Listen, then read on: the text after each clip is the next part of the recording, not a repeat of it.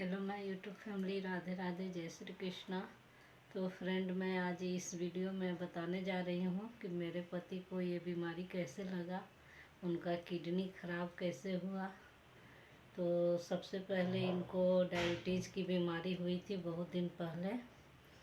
ये वो कम ही उम्र के थे, मेरे शादी के 3-4 साल ही हुआ था कि मेरे पति मेरे पति को डायबिटीज़ हो गया था। और लंबे समय तक डायबिटीज़ रहने के कारण किडनी पर इफ़ेक्ट पड़ा। जिसको भी डायबिटीज़ की बीमारी होती है उसकी किडनी पर इफ़ेक्ट पड़ता है। तो सबसे पहले इनका पैर फूलने लगा, तो हम लोगों को लगा कि इनको पैर क्यों फूल रहा है। बीपी भी हो गया था, बीपी हाई रहता था। तो डॉक्टर से दिखाने के बाद पता चला कि इनका किडनी में थोड़ा सा फॉल्ट आया है। थोड़ा पहले तो थोड़ा ही फॉल्ट था, ज़्यादा नहीं था। तो दवा चल रहा था, सुई चल रहा था। ऐसा नहीं है कि हम लोग इलाज नहीं करवा रहे थे, लगातार डॉक्टर के संपर्क में थे। लेकिन डॉक्टर के मिस गाइड के कारण इनका इतना प्रॉब्लम बढ़ गया। सारा शुरू से ही हम लोग इलाज करवा रहे थे, सारा पैसा लगा रहे थे, लेकिन नहीं पता था कि इतना किडनी का बीमारी फैल जाएगा, बढ़ जाएगा। उसके बाद क्या हुआ कि अचानक इनका बीपी हाई रहने लगा, बहुत हाई रहने लगा।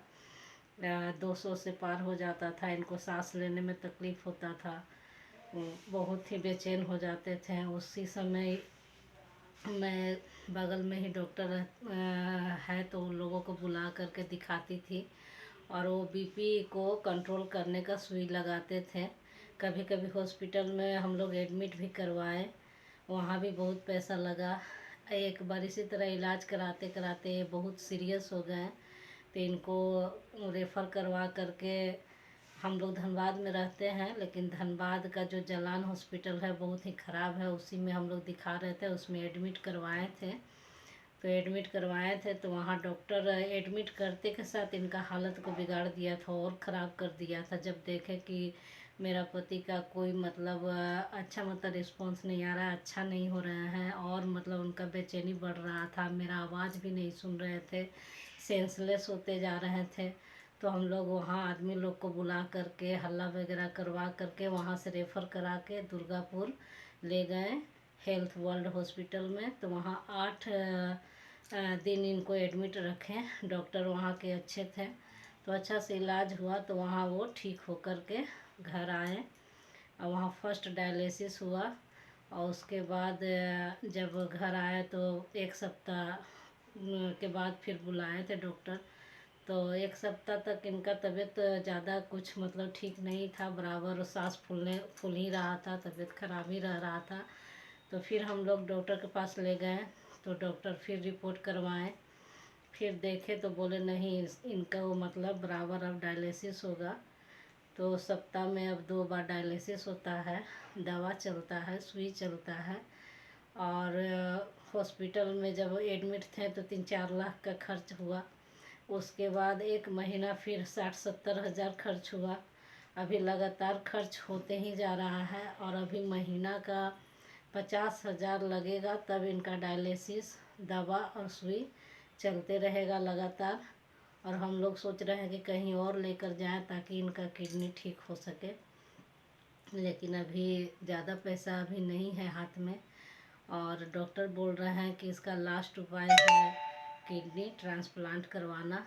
तो किडनी ट्रांसप्लांट कराने में 20 लाख 25 लाख लग जाएगा, क्योंकि किडनी का ट्रांसप्लांट होने के बाद भी दवा, डॉक्टर से दिखाना, सब चीज़ चालू रहता है। तो बहुत ही क्रिटिकल समस्या आ गया, बहुत ही गंभीर समस्या है। और मेरा तो समझ में नहीं आ रहा है कि मैं क्या करूं। मेरे बच्चे लोग छोटे छोटे हैं, मैं कैसे इनका इलाज करवाऊं, कैसे इनको ठीक करूं। मैं हमेशा दिन रात यही चिंता में हूं और बहुत ही परेशान रहती हूं, सोती हूं, जागती हूं, बस यही चिंता लगा रहता है कि हे भगवान, मेरे पति को किसी तरह ठीक कर दीजिए। लेकिन कहते हैं जब मुसीबत आता है तो बहुत ही भारी मुसीबत आता है और उससे जल्दी निकल नहीं पाता है इंसान।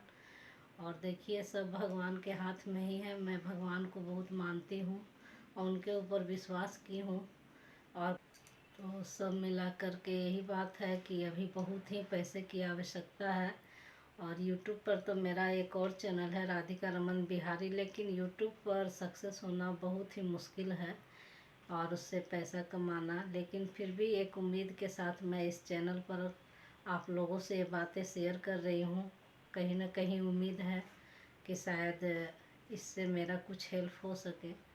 तो जो भी मेरा ये वीडियो देख रहे हैं, आप लोग मेरा वीडियो को शेयर करिए और मेरे चैनल को सब्सक्राइब करिए और मुझे सपोर्ट करिए।